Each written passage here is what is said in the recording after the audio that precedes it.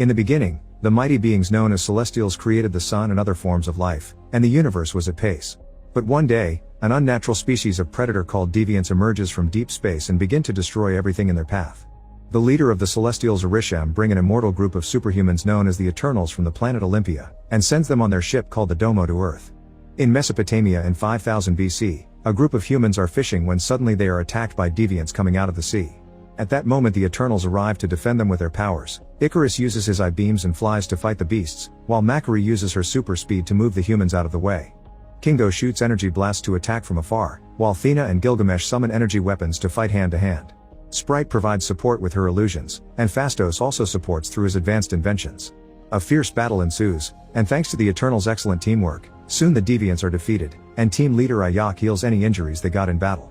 The humans are scared of them and try to attack, but Druig immediately uses his mind-controlling powers to calm them down. Then Circe transforms a primitive knife into actual nice metal as proof they're here to help humanity. Years pass and in the present day, the Eternals live pretending to be normal among humans. In London, Circe goes to class where she is supposed to be giving a lesson, and she finds her boyfriend Dane filling in for her. Suddenly the lecture is interrupted by a large earthquake, so Circe makes her students go for cover under the tables and uses her power to stop some debris from crushing a student. In the nearby river, a dog witnesses a deviant come out of the river. In the evening, Circe later celebrates Dane's birthday with a few friends. Sprite uses an illusion to look older and hide the fact she ages mentally but not physically, however the illusion is broken if someone touches and she quickly gives up. Dane asks Circe to move in with him, but she turns him down, and he begins wondering if she's hiding something because Sprite is always making odd comments. After the party, the trio walks home, but suddenly they are attacked by a huge deviant named Crow. Circe uses her powers to capture it in the ground, but Crow soon breaks up and runs to the streets. Sprite casts an illusion that multiplies her and Circe to confuse the monster, but Crow shocks them by being able to tell who the real ones are, which deviants could never do. When Crow is about to kill Sprite, Icarus shows up and saves her to then proceed to fight the deviant directly. Their battle causes a bus to get flipped, and Circe rushes to transform into rose petals to avoid a crash. Crow shocks everyone again when it reveals it can heal its own wounds, but it's still clear that Icarus has the upper hand and escapes through the river. Afterwards Circe tells Dane the truth about her identity, and he asks her why they never helped during humanity's greatest tragedies. Circe explains that they were instructed to never interfere in the orders of mankind so as to not hinder their development as a society. After destroying the deviants, they were told to wait on Earth until it was time to go home. She also tells Dane that she and Icarus were together for centuries, but it didn't work out. She later goes back to her apartment to discuss the issue with Sprite and Icarus, and after reaching the conclusion the earthquake and the deviant are connected, they agree that they need to get the team back together. This brings back memories of 575 BC in Babylon. Humanity is developing under the guidance of the Eternals, who fight the deviants whenever they try to attack. Every time they show up they're violent and ruthless, but the Eternals fight together in perfect sync to kill them quickly without much trouble. After one particular intense battle, Ayak uses her special power stone to form a link to speak with Arishem. She expresses respect for his grand plan, but she doesn't like what it may mean for humans. Arishem tells her not to get attached to them and to follow through with the plan. Afterward Ayak goes back to the lair where the Eternals are living among society openly. Phastos is developing a steam engine to provide for mankind, and Sprite uses her powers to entertain children with stories that come to life through her illusions. Druig likes using his mind control to stop fights, but Makari scolds him because they aren't supposed to interfere. Meanwhile Icarus and Circe spend time together and fall in love, admitting it to each other with the beauty of Earth as their witness. Years later they get married in the Gupta Empire. Back in the present, Circe, Sprite, and Icarus travel to South Dakota to Ayak's ranch, only to find her dead outside her home.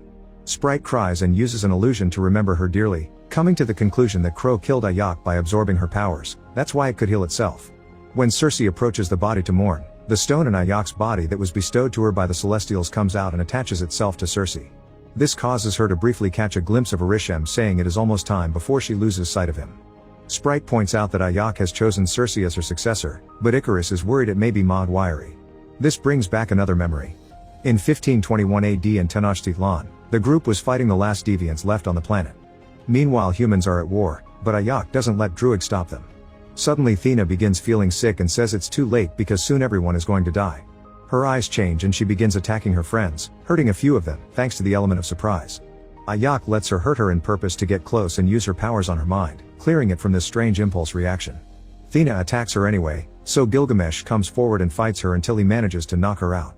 Later when Thena wakes up without remembering what happened, it's revealed she suffers from Maud Wyrie, a result of her ancient memories collapsing in on themselves and driving her insane. There's no cure for it, The only way to make her better would be to erase her mind completely for her to start over, which Ayak thinks it's the best solution for the sake of safety. The others don't want to lose the Thena they love, and Druig yells at Ayak, questioning her leadership. He's tired of seeing humankind destroy each other without interfering, so suddenly uses his powers to stop the war and he leaves to work on his own, announcing the only way to stop him would be killing him. Gilgamesh announces he can take care of Thena, so Ayak allows everyone to go and live among humans. The deviants are already over, so now they can find their own purpose while waiting for the call from home. Back to the present, Circe, Sprite, and Icarus travel to Mumbai to find Kingo, who is now a famous Bollywood superstar. His valet Karun knows his secret and has been working with him for decades. The trio tells Kingo what's going on, and at first he refuses to go, saying he likes this life. However, Karun convinces Kingo to go and be the hero everyone admires, and Karun even accepts to come along to record it all in a documentary style. They take Kingo's private jet to Australia, where Sprite expresses annoyance at Kingo for abandoning her for the sake of fame, but Kingo explains he became an actor thanks to the inspiration gifted by Sprite's storytelling. In Australia, the team follows a trail of deviant bodies to find Thena and Gilgamesh in their private house in the countryside. Gilgamesh has become skilled at cooking and taking care of the house, and Thena spends her time making some ominous drawings. When she sees them arrive, she has another lapse and tries to attack them, saying everyone on the planet will soon die, but Gilgamesh stops her and Sprite clears her mind with an illusion that reminds her who she really is. Circe takes the time to look at Thena's drawings and feels bad because she can't reconnect with Arishem, but Gilgamesh gives her a pep talk and reminds her it's more important to listen. Circe sits down and relaxes, which finally activates the stone and makes her appear in front of Arishem. He tells her that the emergence is happening, and he explains the true purpose of the Eternals. They were sent to bring forth the birth of the celestial Tiamat, as new celestials come about every few millennia, and they have done this process on other planets before Earth. They come about through intelligent life, which had been halted by the attack of the deviants, but with the Eternals having gotten rid of them, Arishem says it is now time to wipe out all life on Earth to make way for Tiamat. Circe is horrified by the revelation, but Arishem defends it by saying this is just the cycle of creation for their life forms. He then explains that Olympia never existed and that she and the other Eternals are just creations from the world forge as artificial beings made for use by the Celestials. Circe cannot remember this because the Eternals have their memories reset after each emergence. To top it all off, Arishem created the deviants to regulate the balance between predators and prey so intelligent life may prosper, but he lost control of the deviants and they became predators themselves. This is why he made it so that Eternals could not evolve as they do. Afterward, Circe tells the team what she learned, and they realize Thena's illness is actually their old memories activating and telling them the truth. They are shocked and upset to learn they're artificial, but most of them resolve to find a way to save the people of Earth. They figure they must find Druig and see if he may use his power to overtake the mind of Tiamat. The Eternals travel to the Amazon next. Druig is staying in a village where he has been leading a group of people that live in absolute peace. He doesn't want to help the others in their mission, feeling betrayed over the fact his whole existence is a lie. In the evening, Kingo expresses his sympathy for Sprite because he knows that she's in love with Icarus but has not been able to act on it due to her childlike appearance. Sprite appreciates the sentiment until she notices Karun is recording and she breaks the camera. Circe calls Dane to check on him and Icarus watches with jealousy, causing Circe to ask him why he left her. When Icarus is about to explain himself, Crow suddenly shows up and takes him away. More deviants attack the village, so the Eternals immediately jump into action.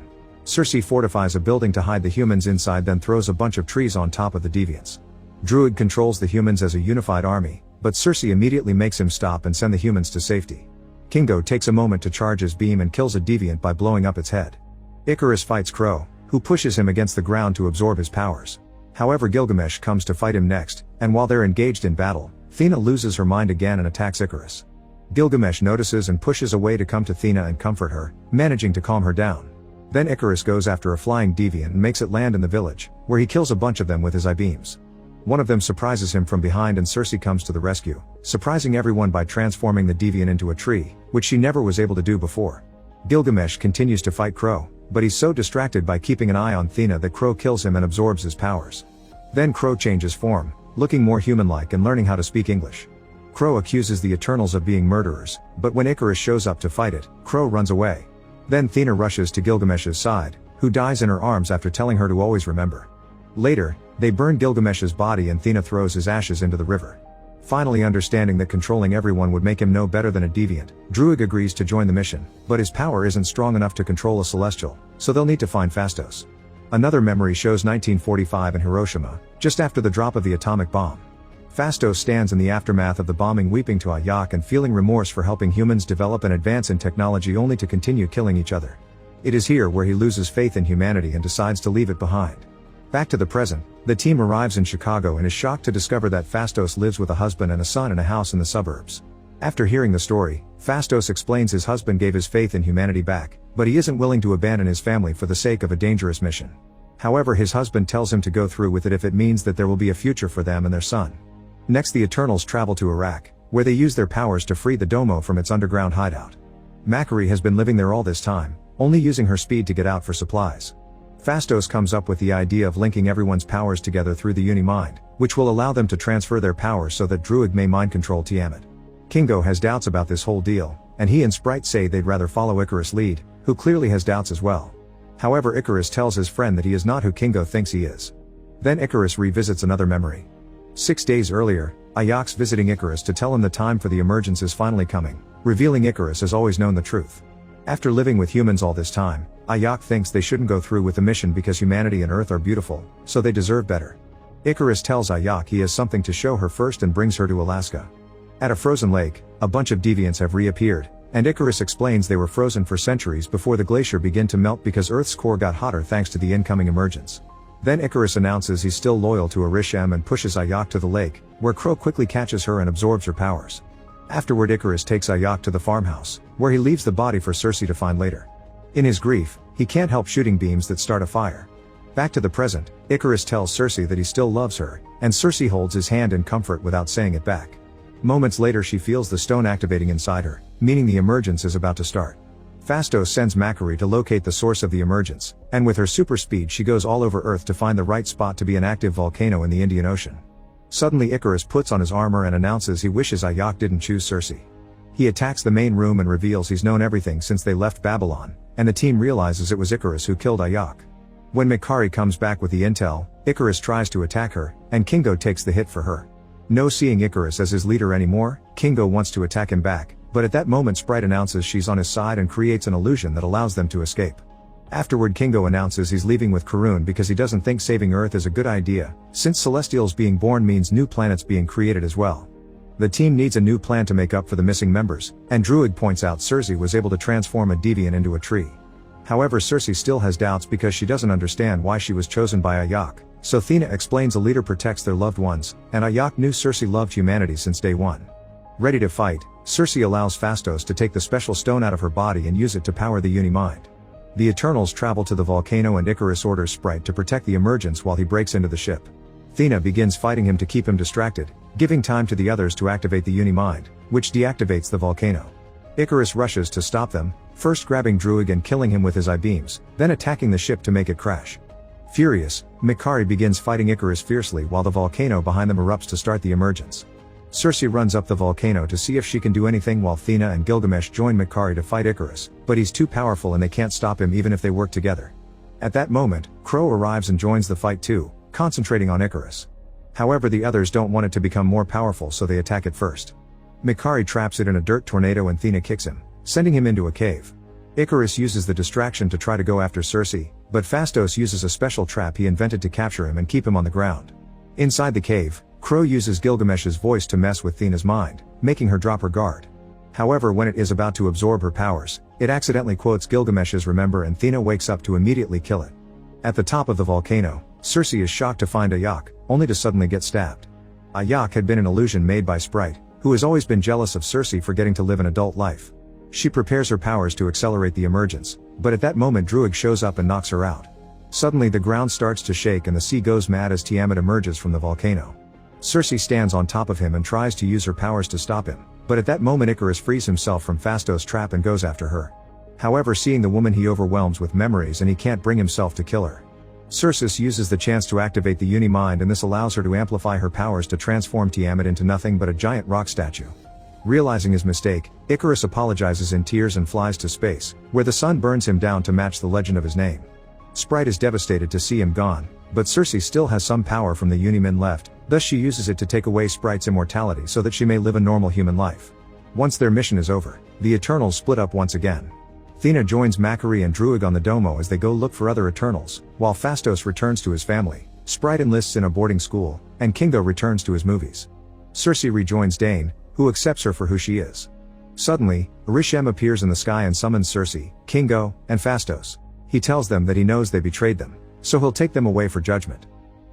Make sure to subscribe and turn on notifications so you can watch more videos like this. Thanks for watching.